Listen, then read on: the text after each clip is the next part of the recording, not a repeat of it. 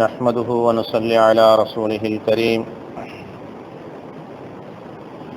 أما بعد فقد قال الله تبارك وتعالى في القرآن العظيم والفرقان الحميد أعوذ بالله من الشيطان الرجيم بسم الله الرحمن الرحيم اهدنا الصراط المستقيم صدق الله العلي العظيم. قال النبي صلى الله عليه وسلم آية المنافق ثلاث: إذا حدث كذب وإذا وعد أخلف وإذا اؤتمن خان، أو كما قال رسول الله صلى الله عليه وسلم. அளவற்ற அருளாளனும் நிகரற்ற அன்புடையவனுமாகிய எல்லாம் வல்ல அல்லாஹுவின் திருப்பெயரால் துவங்குவோமாக. சலாத்தும் சலாமும் ஹஸ்ரத் சையதுனா முஹம்மது ரசூலுல்லாஹி ஸல்லல்லாஹு அலைஹி வஸல்லம் அவர்கள் மீதும், அவர்களை பின்பற்றி வாழ்ந்த சத்திய சஹாபாக்கள், தாபீன்கள், தபௌ தாபீன்கள், இன்று உலகத்திலே பல்வேறு பகுதியில் வாழக்கூடிய முஸ்லிம் சமுதாய மக்கள், குறிப்பாக இந்த ஜும்மாவுடைய தினத்திலே குழுமி இருக்கக்கூடிய நம் எல்லோரின் மீதும் அல்லாஹுவின் அன்பும் அருளும் என்றென்றும் நின்று நீங்கா நிலவட்டுமாகுக. அன்பிற்கினிய அல்லாஹு நல்லடியார்களே, அல்லாஹுவின் தூதர் முஹம்மது ரசூலுல்லாஹி ஸல்லல்லாஹு அலைஹி வஸல்லம் அவர்கள் பிறந்த மாதமான இந்த ரபீஉல் அவ்வல் மாதத்திலே நாடெங்கிலும் உலகெங்கிலும் அல்லாஹுவின் தூதர் ஸல்லல்லாஹு அலைஹி வஸல்லம் அவர்களுடைய வாழ்க்கையின் வழிகாட்டு நெறிமுறைகளை மனித சமுதாயத்திற்கு ஆங்காங்கே பல்வேறு கோணங்களிலே நினைவுபடுத்தப்பட்டு கொண்டே வருகிறது. அந்த வரிசையில் இந்த மாதத்தினுடைய துவக்க நாளான 12 நாட்கள் மார்க்க அறிஞர் பெருமக்களை வைத்து ஹஸ்ரத் ரசூலுல்லாஹி ஸல்லல்லாஹு அலைஹி வஸல்லம் வாழ்க்கையிலே சந்தித்த, அவர்கள் எதிர்கொண்ட எல்லா சூழலையும் பல்வேறு கோணத்திலே அலசப்பட்டு கொண்டு வருகிறது. மக்களுக்கு மத்தியிலே விழிப்புணர்வும் எழுச்சியும் ஏற்படுத்த வேண்டும் என்பதற்காக அந்த நிகழ்ச்சிகளை சொல்லப்பட்டு கொண்டே வருகிறது. அந்த வரிசையிலே முஸ்லிம் சமுதாயம் ஹஸ்ரத் ரசூலுல்லாஹி ஸல்லல்லாஹு அலைஹி வஸல்லம் அவர்கள் மேற்கொண்ட தன்னுடைய வாழ்க்கையிலே எடுத்து நடந்த எத்தனையோ காரியங்களை மிக நிறைவாக மன சந்தோஷத்தோடு மகிழ்ச்சியோடு எடுத்து நடந்து கொண்டிருக்கிறார். இன்னமும் கவனம் செலுத்த வேண்டிய பல்வேறு அம்சங்கள் நபிகளாருடைய வாழ்க்கையிலே இருக்கிறது. சாதாரணமாக சில காரியங்களை நாம் பாவம் என்று கூட நினைக்காமல் அலட்சியமாக அந்த காரியங்களை செய்து கொண்டிருக்கிறோம். ஆனால் நபிகள் ஸல்லல்லாஹு அலைஹி வஸல்லம் அந்த விஷயத்தில் எந்த அளவு பொறுப்புணர்வோடு நடந்து கொண்டார்கள், சமுதாயம் அப்படி இருக்க வேண்டும் என்று பணித்திருக்கிறார்கள் என்பதை இந்த மாதத்திலே மிக முக்கியமாக நாம் கவனத்திலே கொள்ள வேண்டிய நிலைக்கு தள்ளப்பட்டிருக்கிறோம். அல்லாஹ்வின் தூதர் ஸல்லல்லாஹு அலைஹி வஸல்லம் அவர்கள் தன்னுடைய வாய் திறந்து ஒரு வாக்குறுதியை ஒரு மனிதனுக்கு கொடுத்து விட்டான் என்று சொன்னால், நபி அவர்கள் கொடுத்து விட்டார்கள் என்று சொன்னால், சஹாபாக்கள் கொடுத்து விட்டார்கள் என்று சொன்னால், அது யாராக இருந்தாலும் சரி, அந்த வாக்குறுதியை நிறைவேற்றுவதிலே மிகுந்த கவனத்தோடு மிகுந்த பொறுப்புணர்வோடு அல்லாஹ்வின் தூதர் ஸல்லல்லாஹு அலைஹி வஸல்லம் இருந்திருக்கிறார். இன்று உலகத்தில் எத்தனையோ வாக்குறுதிகள் தரப்படுகிறது, எத்தனையோ வார்த்தைகள் ஆடம்பரமாக டாம்பீகமாக சொல்லப்படுகிறது. அதுவெல்லாம் நான் ஒரு பேச்சுக்குத்தான் சொன்னேன், இதையுமா நீங்கள் நம்பிவிட்டீர்கள் என்று கேட்கிற அளவுக்கு இன்று தள்ளப்பட்டிருக்கிற சூழ்நிலை பல இடங்களிலே தனி மனிதனில் தொடங்கி குடும்பங்கள் ரீதியாக நாம் சார்ந்திருக்கிற, நாம் சேர்ந்திருக்கிற எல்லா துறைகளிலும் பரவலாக அதை பார்க்க முடிகிறது. நம்முடைய வீட்டிலே ஒரு குழந்தை, நாம் பெற்றெடுத்த குழந்தை, அதற்கு தேவையான அத்தனை வசதி வாய்ப்புகளையும் நாம் தான் செய்கிறோம். திடீரென்று ஆசைப்பட்டு ஏதோ ஒரு காரியத்தை கேட்கிறது, எனக்கு இன்ன பொருள் வேண்டும் என்று கேட்கிறது.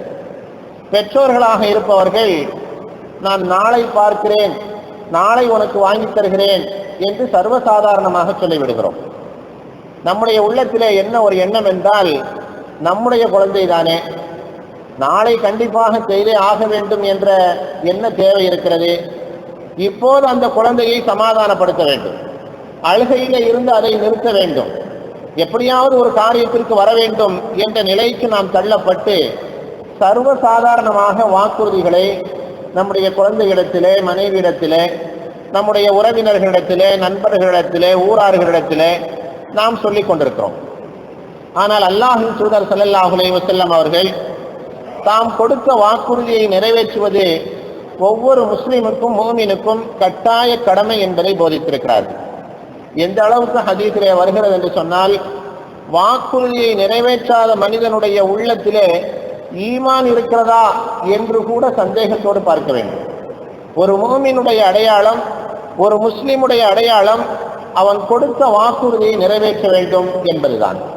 அப்படியானால் அந்த வாக்குறுதிக்கு மாற்றம் நாம் செய்கிற போது நம்முடைய உள்ளங்களில் இருந்து ஈமான் பறிக்கப்படுகிறதோ, ஈமான் பலகீனப்படுகிறதோ, இஸ்லாத்தினுடைய வட்டத்தை விட்டு நம்மை அறியாமலேயே நாம் வெளியிலே போய் கொண்டிருக்கிறோமோ என்ற ஒரு சூழல் வருகிறது. அதையெல்லாம் கவனத்திலே கொண்டு பெருமானாருடைய வாழ்க்கையின் பல கோணங்களை, நபி ஸல்லல்லாஹு அலைஹி வஸல்லம் அவருடைய வாழ்க்கையிலே அவர்கள் சந்தித்த பல்வேறு விஷயங்களை நாம் ஆய்வு செய்கிற போது அதனுடைய ஒரு பகுதியாக அண்ணல் ஸல்லல்லாஹு அலைஹி வஸல்லம் அவர்கள் எவ்வாறு வாக்குறுதியை நிறைவேற்றினார்கள் என்பது மிக முக்கியமாக கவனிக்க வேண்டும். நம்முடைய குடும்பமாக இருந்தாலும் சரி, உறவினர்களாக இருந்தாலும் சரி, நண்பர்களாக இருந்தாலும் சரி, முஸ்லிம்களாக இருந்தாலும் சரி, இஸ்லாத்திற்கு அப்பாற்பட்டு வெளியிலே இருக்கக்கூடிய சகோதர சமயத்தை சார்ந்தவர்களாக இருந்தாலும் சரி, யாராக இருந்தாலும் அவர்களிடத்திலே ஒரு செய்தியை தருவதாக, ஒரு செயலை செய்வதாக, ஒரு காரியத்தை ஆற்றுவதாக நாம் சொல்லிவிட்டால் அதை நிறைவேற்றுவது கண்டிப்பான அவசியமான ஒரு கடமையாக இருக்கிறது. நபிகள் ஸல்லல்லாஹு அலைஹி வஸல்லம் அவருடைய வரலாறிலே சொல்லப்பட்டிருக்கிறது, ஹஜ்ரத் ரசூலுல்லாஹி ஸல்லல்லாஹு அலைஹி வஸல்லம் அவர்கள் மக்காவிலே இருந்து மதீனாவிற்கு வந்து விட்டார்கள். நபி அவர்கள் மக்காவிலே இருந்து மதீனாவிற்கு ஹிஜ்ரத் செய்து வந்து விட்டார்கள்.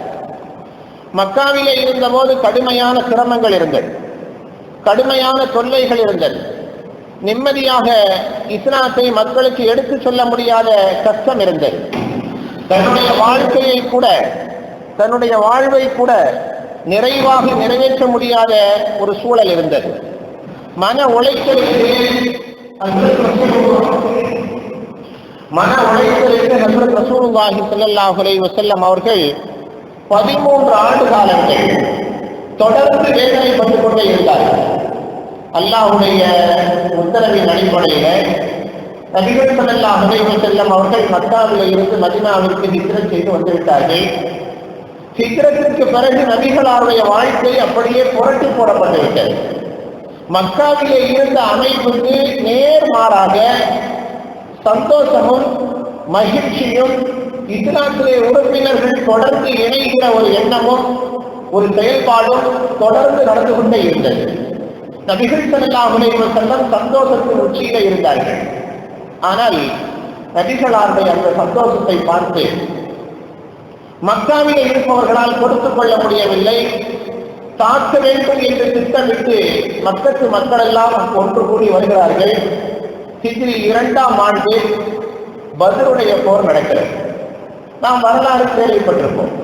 இந்த சந்தர்ப்பத்திலே ஹஸரத் ரசூலுல்லாஹி ஸல்லல்லாஹு அலைஹி வஸல்லம் அவர்கள் மக்காவிலே இருந்து மதீனாவிற்கு வந்து ஒரு சில சஹாபாக்களோடு சந்தோஷத்தோடு இருந்து கொண்டிருந்த நேரத்திலும் கூட மக்காவிலும் முஸ்லிம்கள் இருக்கத்தான் செய்தார்கள்.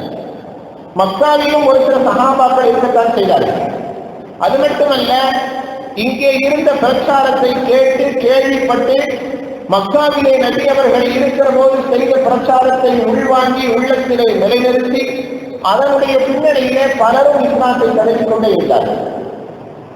ஹுதைஃபத்து இப்னு யமான் ரலியல்லாஹு அன்ஹு என்ற ஒரு சஹாபி வரலாறுகளிலே அதிகம் பேசப்படக்கூடியவர். ஹுதைஃபத்து இப்னு யமான் ரலியல்லாஹு அன்ஹு அவர்களும் அவர்களுடைய தந்தை யமான், ஹுதைஃபாவும் அவர்களுடைய தந்தை யமான் ரலியல்லாஹு அன்ஹு இருவருமாக சேர்ந்து இஸ்லாத்தை தழுவிவிட்டு மக்காவிலே இருந்து மதீனாவிற்கு வருகிறார்கள். இந்த நேரத்திலே தான் பத்ருடைய போருக்கான மிகப்பெரிய ஒரு முயற்சியை மக்காவிலே இருக்கிற அபூ ஜஹல் செய்து கொண்டிருந்தார்.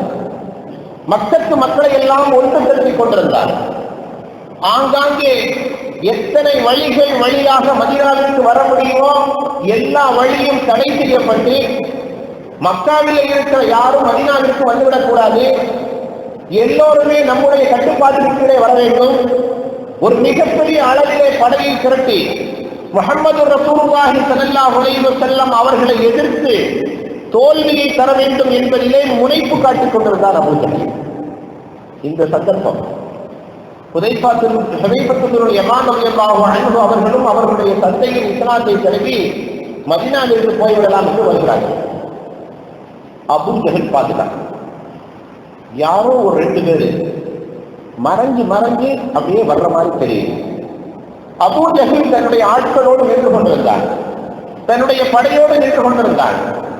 எப்ப அங்க பாருங்க, ஒரு 2 பேர் மறைஞ்சு வர்றாங்களே, யார் அது, போய் பாருங்க. அபூ ஜஹல் ஆள் அனுப்பினார். சென்றவர்கள் ஹுதைஃபத்து இப்னு யமான் ரலியல்லாஹு அன்ஹு அவர்களையும் அவர்களுடைய தந்தையையும் லாவகமாக பிடித்துக் கொண்டு மக்கத்து தலைவன் அபூ ஜஹலுக்கு ஒப்படைத்திருந்தார். அபூ ஜஹல் கேட்கிறார், நீங்க யாரு? ஹுதைஃபா தானே, யமான் தானே, எங்க போறீங்க? இங்க உங்களுக்கு வேலையே இல்லையே, எங்க வர்றீங்க? இல்ல, நாங்க மதீனாவுக்கு போறோம். மதீனாவுக்கு ஏன் போறீங்க? மக்காவுல சொந்த பந்தங்கள் இருக்கிறது, சொத்து பத்து இருக்கிறது, எல்லாமே இருக்கிறது, ஏன் மதீனாவுக்கு போறீங்க? புரிந்து கொண்டார்கள். அபூ ஜஹல் நம்மை மிரட்டுகிறார், நம்மை ஏதோ செய்ய போகிறார் என்று விளங்கிக் கொண்டு, இல்லை நாங்கள் மதீனாவிற்கு போகிறோம். உண்மையை சொன்னாதான் விடுங்க, நாங்கள் முஸ்லீம் ஆகிவிட்டோம், முஹம்மது ரசூலுல்லாஹி ஸல்லல்லாஹு அலைஹி வஸல்லம் அவர்களை சந்திக்க போகிறோம்.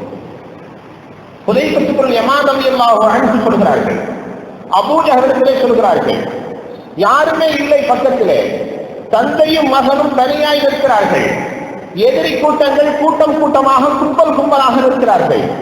ஹுதைஃபத்து இப்னு யமான் பேசுகிறார்கள், நாங்கள் அண்ணலை பார்க்க போகிறோம், இஸ்லாத்தை தழுவிவிட்டோம், மதீனாவிற்கு போகிறோம். சும்மா பார்க்கத்தான் போறீங்களா, அல்லது வேற ஏதாவது இந்த போர் சம்பந்தமான ஏற்பாடு நடந்துகிட்டு போய் அங்க எதுவும் உளவு சொல்ல போறீங்களா, அல்லது போர்ல நீங்களும் போய் கலந்துக்கிட்டு எங்களோட சண்டைக்கு வர்றதுக்காக போறீங்களா? என்னன்னு ஒண்ணுமே புரியலையே. மதீனாவுக்குள்ள அவங்களை அனுப்ப முடியாது, நீங்க மக்காவுக்கு திரும்பி போங்க. அபூ ஜஹல் சொல்கிறார். திரும்ப பேசி வாக்குவாதம் அதிகமாகி விடுகிறது. நீங்கள் திரும்பி போயே ஆக வேண்டும். அபூ ஜஹலுடைய கடுமையான உத்தரவு. உரத்த குரலில் அவன் பேசுகிறான். ஹுதைஃபத்து இப்னு யமான் ரலியல்லாஹு அன்ஹு அவர்கள் தடுக்கவில்லை. நாங்கள் நபி அவர்களை சந்திக்க போகிறோம், அவ்வளவுதான். இஸ்லாத்திலே இணைந்துவிட்ட இன்ப செய்தியை சொல்ல போகிறோம், அவ்வளவுதான். போராவது மண்ணாங்கட்டியாவது. எங்களுக்கு அதை பற்றி எந்த தேவையும், எந்த கவலையும் இல்லை, எந்த வழியும் இல்லை, எந்த எண்ணமும் இல்லை. போர் செய்வதற்காக நாங்கள் போகவில்லை. அபூ ஜஹல் வாளை ஊற்றிவிட்டார். ஹுதைஃபத்து இப்னு யமானுடைய கழுத்திலே வாளை வைத்து விட்டார். ஹுதைஃபாவே, உண்மையை சொல், போரிலே கலந்து கொள்ள போக மாட்டாயே, போரிலே கலந்து கொள்வதற்கு ஆள் எடுக்கிற போது நீ செல்ல மாட்டாயே. போக மாட்டேன். யமான், சத்தியத்தை சொல். கழுத்திலே வாளை வைத்து அபூ ஜஹல் கேட்கிறார், உண்மையை சொல், இல்லை என்றால் உன்னுடைய உடலில் இருந்து கழுத்தை சீவி விடுவேன், துண்டாக்கி விடுவேன். கடுமையான மிரட்டல். எந்த பயத்தை சொல்லி பயம் இருக்குனாலும் மனிதன் சமாளிச்சிருவான்.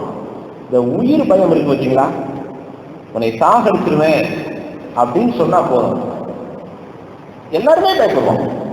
ஆஹா, இந்த உலகத்தை விட்டு நம்மளை அனுப்ப போறாங்க, உங்களுக்கு தெரியுது, பேக்கிங் பண்ண போறாங்க, எல்லாமே பயந்துருவாங்க. புதைத்துக்குரிய மாதவியல் அனைத்து சொல்கிறார்கள், நான் சண்டைக்கு போகல, போருக்கு போகல, நபி அவர்களோட கலக்க போகல, பார்க்க போறேன், எனக்கு வாக்குறுதி கொடு. அபூஜஹல் கேட்டான். ஹுதைஃபா அவர்களும் அவர்களுடைய தந்தை யமான் ரலியல்லாஹு அன்ஹு அவர்களும் நாங்கள் போரிலே கலந்து கொள்ள மாட்டோம் என்று வாக்குறுதி கொடுத்துவிட்டு மதீனாவிற்கு வந்துவிட்டார்கள். ஒரு சில நாட்கள் ஆகியிருக்கும். ஹஜ்ரத் ரசூலுல்லாஹி ஸல்லல்லாஹு அலைஹி வஸல்லம் படைகளை திரட்டுகிறார்கள். பத்ர் என்கிற இடத்துல போய் நம்ம சந்திக்கணும், எதிரிகளை போய் பார்க்கணும், எல்லாம் வாங்க. முதல் போர், முக்கிய போர், ஆர்வத்தோடு முஸ்லிம்கள் பங்கேற்க வேண்டும் என்று ஆர்வப்படுத்தப்பட்ட போர். முஸ்லிம்களுடைய எண்ணிக்கை வெறும் 300 பேர் மாத்திரமே இருக்கக்கூடிய சொற்ப எண்ணிக்கையில் உள்ள போர். ஆயுதங்கள் இல்லை.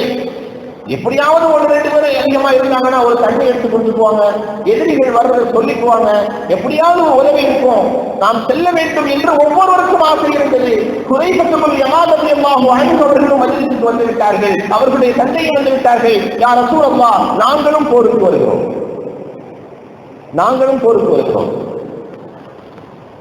ஆனால் எங்களுடைய உள்ளத்திலே ஒரு சின்ன நெருடல் இருக்கிறது, அதை உங்களிடத்திலே சொல்லிவிட்டு வருகிறோம் என்று சொல்லிவிட்டு புதைத்துக்குள் யமான் ரலியல்லாஹு அன்ஹு சொல்கிறார்கள், நாங்கள் மக்காவில இருந்து மதீனாவிற்கு வருகிற போது அபூஜஹல்கிட்ட நாங்க மாட்டிக்கிட்டோம், அவன் எங்களை சாகடிச்சிருவானோங்கிற பயம் எங்களுக்கு வந்துருச்சு, கழுத்துல வாள் வந்துருச்சு, அதனால எப்படியாவது தப்பிக்கணுங்கிறதுக்காக வேண்டி போர்ல நாங்க கலந்துக்க மாட்டோம் அப்படின்னு சொல்லிட்டு அவன்கிட்ட வாக்குறுதி கொடுத்துட்டு இங்க வந்திருக்கிறோம். ஆனா உண்மையிலேயே போர்ல கலக்கக்கூடாதுங்கிற எண்ணம்லாம் எங்களுக்கு கிடையாது, இஸ்லாத்துக்காக நாங்க எதையும் இழக்க தயாராக இருக்கிறோம், ஆனாலும் அவன்கிட்ட இருந்து தப்பிக்கிறதுக்காக நாங்க இப்படி சொன்னோம் என்ற செய்தியை நபி ஸல்லல்லாஹு அலைஹி வஸல்லம் அவரிடத்திலே ஹுதைஃபத்துல் யமான் ரலியல்லாஹு அன்ஹு சொன்ன போது நபி ஸல்லல்லாஹு அலைஹி வஸல்லம் சொல்கிறார்கள், அப்படியானால் உங்க 2 பேருக்கு அனுமதி கிடையாது, நீங்க போருக்கு வர வேண்டாம், எவ்வளவு பெரிய இழப்பு வந்தாலும் பரவாயில்லை, நீங்க அபூஜஹல்கிட்ட வாக்குறுதி கொடுத்துருக்கிறீங்க, வாய்தா செஞ்சிருக்கிறீங்க, நாங்க போர்ல கலந்துக்க மாட்டோம்னு சொல்லியிருக்கிறீங்க, அது யாராக இருந்தால் என்ன, முஸ்லிம்களாக இருந்தால் என்ன, அல்லது முஸ்லிம் அல்லாத வேறு சமயத்தை சார்ந்தவர்களாக இருந்தால் என்ன, அல்லது முஸ்லிமுடைய எதிரியாக கூட இருந்தால் என்ன, வாக்கு கொடுத்துட்டா அதை நிறைவேற்றணும். அதுதான் மூமினுடைய அடையாளம், அதுதான் முஸ்லிமுடைய அடையாளம். பிறகு என்ன வருது பார்த்துக்கலாம். இப்ப ஒரு பேச்சுக்கு சொல்லி வைக்கலாம், இடமே இல்லை, சரி, மார்க்கெட்டில் இடமே இல்லை, சும்மா சொல்றது இந்த கத்தரிக்காய் அதுக்கெல்லாம் இடமே இல்லை. செய்ய முடிஞ்சா பேசணும், இல்லைன்னா பேசக்கூடாது, செய்ய முடிஞ்சா சொல்லணும், இல்லைன்னா சொல்லக்கூடாது. நம்மளால் எதை ஆற்ற முடியுமோ அதைத்தான் பேச வேண்டும். மகளிலே தொடங்கி மனைவி வழியாக, குடும்ப ரீதியாக, நண்பர்கள் வழியாக, உறவினர்கள் ரீதியாக, ஊரார்கள் வரை எல்லோரிடத்தில் யாரிடத்தில் பேசினாலும் முடிஞ்சா பேசுறது, இல்லைன்னா நிற்கு. நபிகள் ஸல்லல்லாஹு அலைஹி வஸல்லம் அழுத்தமான ஒரு சூழ்நிலையை நமக்கு ஏற்படுத்தி தருகிறார்கள். அண்ணலின் வாழ்க்கையின் பல கோணங்களை பேசுகிற, கேட்கிற, சிந்திக்கிற இந்த மாதத்திலே நபிகள் ஸல்லல்லாஹு அலைஹி வஸல்லம் தாம் கொடுத்த வாக்குறுதியை எவ்வளவு முனைப்போடு நிறைவேற்றினார்கள் என்பதை கவனத்திலே கொள்ள வேண்டும். இன்று முஸ்லிம்களிடத்திலே மலிந்து போய்விட்ட ஒரு சரக்காக ஆகிவிட்டது வாக்குறுதியை நிறைவேற்றுதல் என்பது. எதை வேணாலும் செய்வாங்க, தொழுட்டே இருப்பாங்க, குர்ஆன் ஓதுனா ஓதிட்டே இருப்பாங்க, தர்மம் கொடுனா கொடுத்துட்டே இருப்பாங்க.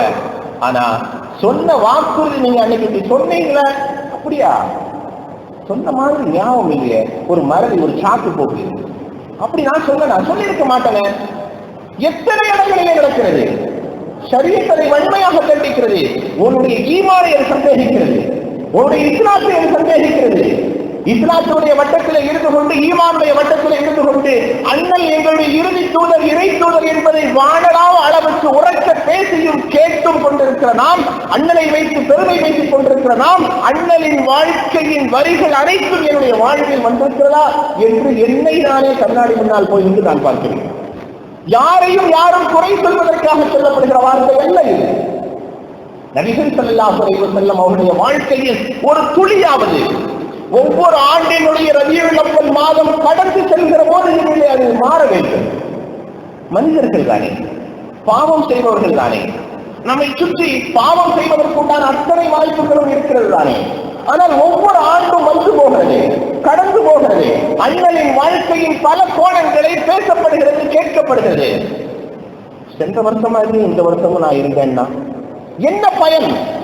லட்சக்கணக்கான ரூபாய்களை செலவு செய்து, பல மணி நேரங்களை செலவு செய்து, பல மனிதர்களுடைய உழைப்பின் பிறகு ஒவ்வொரு ஆண்டினுடைய ரபியுல் அவ்வல் மாதம் கடந்து போகிற போது எந்த வித்தியாசமும் இல்லாமல் அப்படியே நான் இருந்து கொண்டிருந்தால் இவைகளை செய்து என்ன பயன்? யோசிக்க வேண்டாமா? நபிகள் ஸல்லல்லாஹு அலைஹி வஸல்லம் அவர்களுடைய வாழ்க்கையிலே நடந்த எடுத்துக்கொண்ட எத்தனையோ நல்ல காரியங்கள் இருக்கிறது, உயர்வான வழக்கங்கள் இருக்கிறது. வரலாற்றை திருப்பி பார்க்கிற போது நெகிழ்ந்து போக வைக்கிறது. படிப்பவர்களையும் பார்ப்பவர்களையும் கேட்பவர்களையும் பேசுபவர்களையும் எல்லோரையுமே மெய்சிலிர்க்க வைக்கிற வார்த்தை. அண்ணனுடைய வாழ்க்கையின் பல பக்கங்கள் பேசப்பட்டிருக்கிறது, பல வார்த்தைகள் சொல்லப்பட்டிருக்கிறது. ஹஜ்ரத் ரசூலுல்லாஹி ஸல்லல்லாஹு அலைஹி வஸல்லம் அவர்கள் ஹிஜ்ரி 6ஆம் ஆண்டு மக்காவில் இருந்து மதீனாவிற்கு வந்து 6 ஆண்டுகள் நிரம்பமாகிவிட்டது. 6ஆம் ஆண்டு மதீனாவிலே இருந்து ஒரு சில சஹாபாக்களை அழைத்துக் கொண்டு மக்காவிற்கு வரலாம், உம்ரா செய்யலாம் என்ற எண்ணத்தோடு புறப்பட்டு வருகிறார்கள். நமக்கு வரலாறு தெரியும். ஹுதைபியா என்ற இடத்திலே அண்ணன் ஸல்லல்லாஹு அலைஹி வஸல்லம் தடுக்கப்படுகிறார்கள். மக்காவுக்குள்ள நீங்க வரக்கூடாது, உள்ள வரக்கூடாது, திரும்பி போயிருங்க. மக்கத்து மக்கள், மக்கத்து தலைவர்கள், மக்கத்தின் அதிகார வர்க்கத்திலே ஆட்சி பீடத்திலே அமர்ந்திருந்தவர்கள் தடையுத்தரவு இருக்கிறார்கள் அண்ணனுக்கும் அவர் தம் தோழருக்கும். நபி ஸல்லல்லாஹு அலைஹி வஸல்லம் ஹுதைபியாங்கிற இடத்துல இருந்தார். முஸ்லிம்களுக்கு மத்தியில், மக்கத்து மக்களுக்கு மத்தியில் உடன்படிக்கை எழுதப்படுகிறது. பல்வேறு உடன்படிக்கைகள், பல்வேறு நிபந்தனைகள். அதுல ஒரு விஷயம் என்ன தெரியுமா? முக்கியமான ஒரு செய்தி. மக்காவிலே இருந்து யாராவது ஒருவர் முஸ்லீம் ஆகி மதீனாவிற்கு வந்தால் மதீனாவில் அவங்களை வச்சுக்க கூடாது, திருப்பி அனுப்பியிருந்தோம்.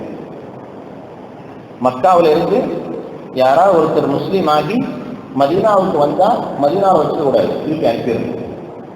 ஆனா அதே நேரத்துல மதீனாவில இருந்து யாராவது ஒருத்தர், அல்லாஹ் பாதுகாக்கணும், இஸ்லாத்தை விட்டுட்டு மாறி மக்காவுக்கு வந்துட்டாருன்னா நாங்க உங்கள்கிட்ட திருப்பி அனுப்ப மாட்டோம், நாங்க வச்சுக்கோம். தமிழ்ல சொல்லுவாங்கல்ல, ஒரு கண்ணில் வெண்ணையும் ஒரு கண்ணில் சுண்ணாம்பும். அந்த பழமொழி அப்படியே இங்கு பொருந்தி போகிறது பாருங்க. மக்காவில இருந்து யார் வந்தாலும் மதீனாவுக்கு திருப்பி அனுப்பிடணும். ஆனா மதீனாவில இருந்து யார் வந்தாலும் நாங்க மக்காவுக்கு திருப்பி அனுப்ப மாட்டோம், நாங்களே வச்சுக்குவோம். நபி ஸல்லல்லாஹு அலைஹி வஸல்லம் சரின்னு சொன்னாங்க. நபியவங்க சரின்னு சொன்னதுக்கு ஒரு காரணம் இருக்கு. ஏன்னா மக்காவில இருந்து மதீனாவில இருந்து யாருமே முஸ்லீம்களாக இருக்கிறவங்க, சஹாபாக்களாக இருக்கிறவங்க யாருமே நிச்சயமாக இன்ஷா அல்லாஹ் அவங்க மக்காவுக்கு வர்றதுக்கு வாய்ப்பு இல்லை. இஸ்லாத்தை விட்டுட்டு உண்மையை புரிஞ்சதுக்கு அப்புறம் அங்க இருந்து திருப்பி வரமாட்டாங்கிற ஒரு நம்பிக்கை நபி ஸல்லல்லாஹு அலைஹி வஸல்லம் இருந்துச்சு. சரி பரவாயில்லை அப்படின்னு ஏற்றுக்கிட்டாங்க.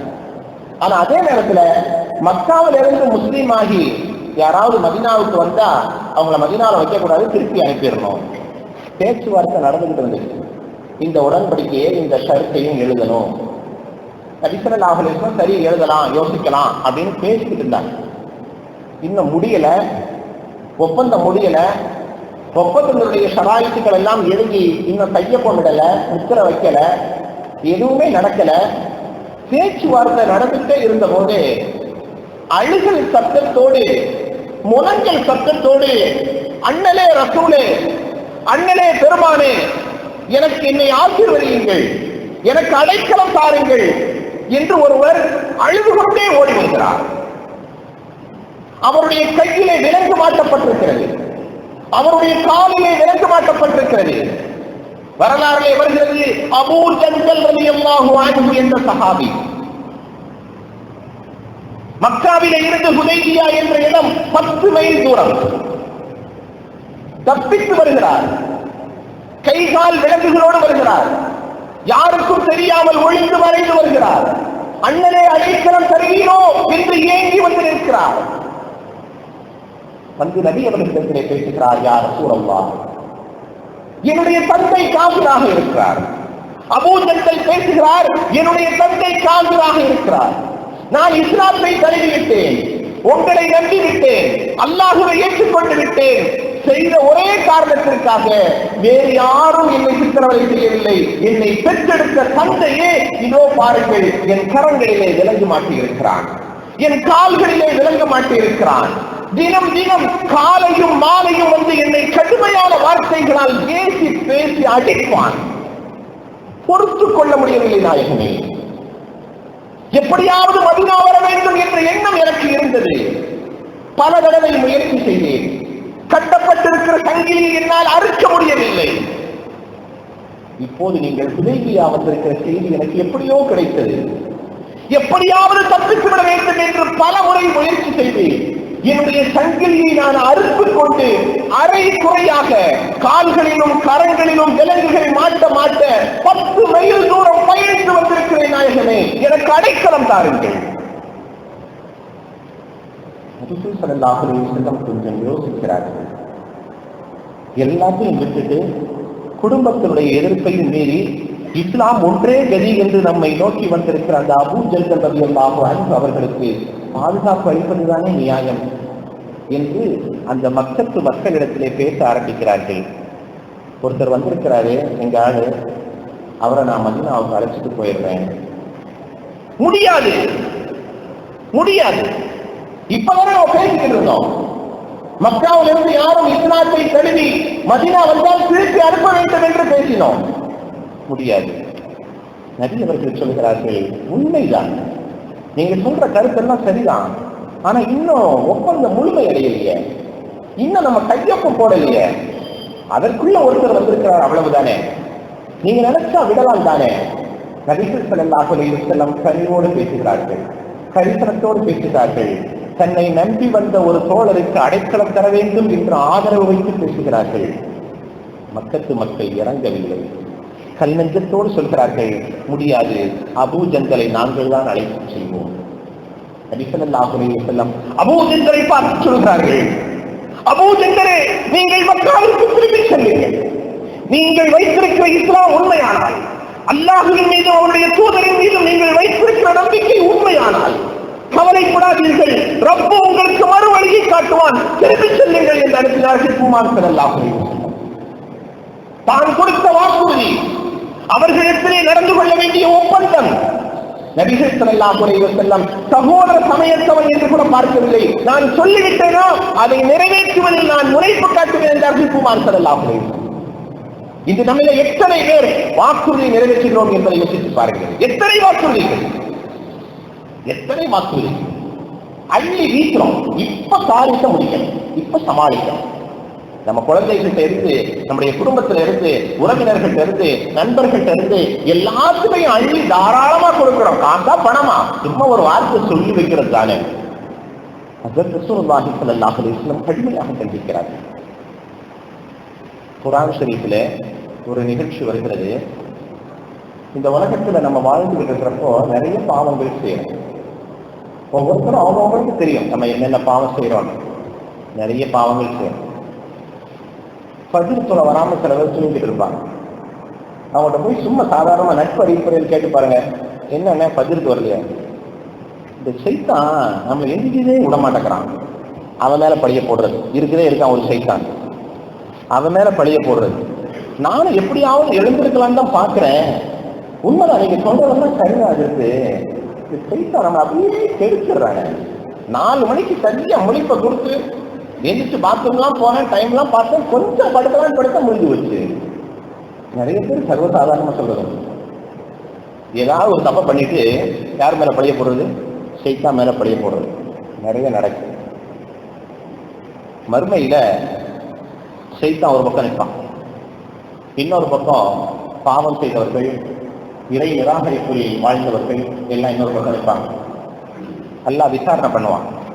என்னப்பா, உலகத்தில் நிறைய தப்பு தவறுலாம் பண்ணிக்கிட்டு இருந்திய, என்னை பற்றி உனக்கு சொல்லப்பட்டுச்ச, ஈமானை பற்றி இஸ்லாத்தை பற்றி உனக்கு பேசப்பட்டுச்ச, அதெல்லாம் நீ ஏற்று நடந்திருக்கலாம்ல அப்படின்னு நல்லா கேட்பான். அப்போ பாவம் செய்த அடியார்களும் அல்லாஹ்வை ஏற்றுக்காத அடியாததுன்னு சொல்லுவாங்க. என்ன தெரியுமா சொல்லுவாங்க? நான் ஏற்றுக்கணும்னு நினைச்சேன், இந்த சைத்தான் ஒருத்தன் நிற்கிறான் பாருங்க பக்கத்துல, அல்லாஹ்ட்ட சொல்லுவோம், இந்த சைத்தான் ஒருத்தன் நிற்கிறான் பாருங்க, இவன் தான் நீ ஏற்றுக்காத நீ என் மனசுல ஊசலாட்டத்தை போட்டுக்கிட்டே இருந்தான், இந்த சைத்தான் மட்டும் இல்லைன்னா நான் எல்லா காரியத்தையும் ஏற்றிருப்பேன், எல்லா நன்மையும் செஞ்சிருப்பேன் என்று சைத்தான் இடத்துல உலகத்துக்கு பழிய போட்ட மாதிரி அங்கேயும் பழிய போடுவாங்க. அப்போது சைத்தான் சொல்லுவான், இவங்க எல்லாம் பொய் சொல்றாங்க. அல்லாஹ் சொல்லுவான், இவங்க எல்லாம் பொய் சொல்றாங்க. இந்த உலகத்துல அல்லாஹ்வை பயந்து அகில உலக மக்கள் அத்தனை பேரையும் படைத்து பரிபாலித்து ரட்சித்து போஷித்து காக்கக்கூடிய ரப்பை நான் பயந்து வாழ்த்து கொண்டிருந்தேன் என்று சைத்தான் சொல்லுவான்.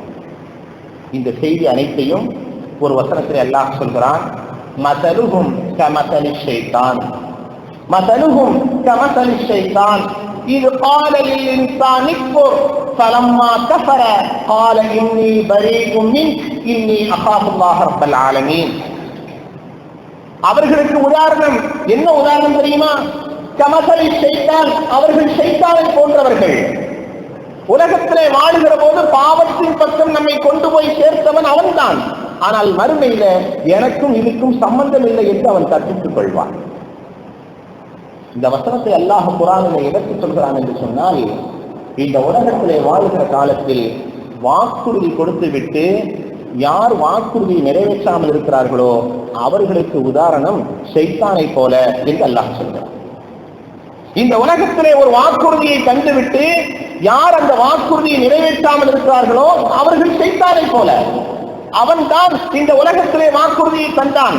நல்லா தூங்கு, பொய் பேசு, அநியாயம் பண்ணு, அழிச்சாட்சியம் பண்ணு, உனக்கு பதவி கிடைக்கும், பட்டம் கிடைக்கும், அதிகாரம் கிடைக்கும், பிரபல்யம் கிடைக்கும், எல்லாம் கிடைக்கும், பண்ணு பண்ணு என்று சொல்லிக்கொண்டே இருந்தான். அவன் பேச்சு கேட்டு எல்லாத்தையும் பாழா போன இந்த மனிதன் செய்தான். ஆனால் மறுமையிலே இவன் தான் எனக்கு சொல்லிக் கொடுத்தான் என்று சொல்லுகிற போது ஒரே வார்த்தையில் அவன் சொல்லுவான், இன்னி பரி உண்மை, எனக்கு இவனுக்கு சம்மதமே இல்லைன்னு சொல்லுவான். நான் இதை பார்த்ததே இல்லைன்றுவான். இன்னி அகாஃபுல்லாஹ ரப்பல் ஆலமீன், நான் அல்லாஹ்வை பயப்படுகிறேன் என்று யார் சொல்லுவான்? ஷைத்தான் சொல்லுவான். அது மாதிரி தான் வாக்குறுதியை கொடுத்து விட்டு நிறைவேற்றாதவர்கள் ஒரு விஷயத்தை சொல்லிட்டு அதை நான் எப்ப சொன்னேன் என்று கேட்டால் இவன் பேசுவது ஷைத்தானை போன்றிருக்கிறது என்று அல்லாஹ் கண்டிக்கிறார். அப்படியானால் வாக்குறுதியை நிறைவேற்றுதல் என்பது, கொடுத்த வாக்கை நிறைவேற்றுதல் என்பது வாங்கிய கடனை திருப்பி கொடுப்பதை போல. ஒரு கடன் ஒருத்தர் வாங்குறோம், 5 10 வாங்குறோம், வாங்குறதை எப்படி திருப்பி கொடுக்கணுமோ அது மாதிரி நம்முடைய வாயில இருந்து வந்த ஒவ்வொரு வார்த்தைகளும் நிறைவேற்றப்பட வேண்டும். முடியும் என்றால் பேச வேண்டும், இல்லை என்றால் அமைதி காக்க வேண்டும். அல்லாஹ்வுடைய தூதர் ஸல்லல்லாஹு அலைஹி வஸல்லம் வாழ்க்கையிலே பல கட்டங்களிலே இது நிரூபணமாக இருக்கிறது. எந்த அளவுக்கு என்றால் இஸ்லாத்தை அழிக்க நினைக்கிற விரோதிகளிடத்தில் கூட கொடுத்த வாக்குறுதியை நிறைவேற்ற வேண்டும் என்பதுதான் இதிலே முத்தாய்ப்பான உயர்தரமான விஷயமாக இருக்கிறது. ரப்புல் ஆலமீன் அல்லாஹ் ஜல்லஷானஹு தஆலா நம் எல்லோரையும் அண்ணலின் வாழ்க்கை வரலாறுகளை பேசுகிற கேட்கிற இந்த நேரங்களிலே, இந்த மாதத்திலே இந்த ஒரு முக்கியமான அம்சத்தையும் எடுத்து நடப்பதற்குண்டான வாய்ப்பை நம் எல்லோருக்கும் ரப்புல் ஆலமீன் தந்தருள்வானாக. வாஹிரு தஅவானா அல்ஹம்துலில்லாஹி ரப்பில் ஆலமீன்.